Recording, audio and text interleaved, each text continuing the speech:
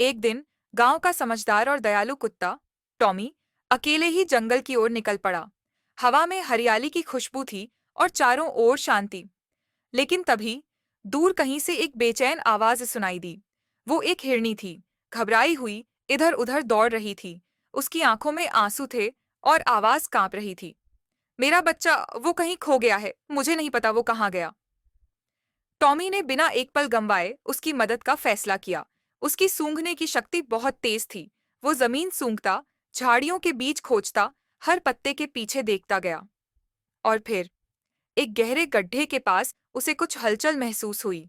गड्ढे के भीतर एक छोटा सा हिरण कांपता हुआ बैठा था, डरा हुआ, भूखा और अपनी माँ को पुकारता हुआ।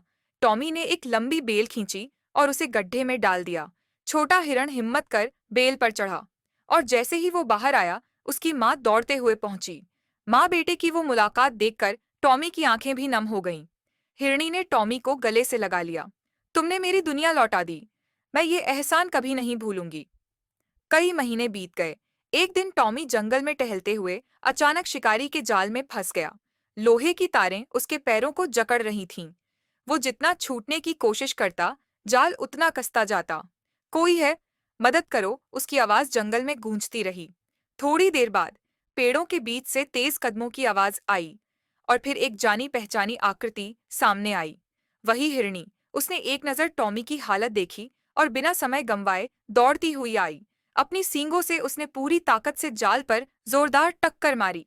एक बार, फिर दूसरी बार, और तीसरी टक्कर में जाल टूट गया।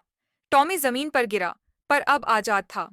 वह मुस्कुराया और कहा, तुमने मेरी जान बचाई।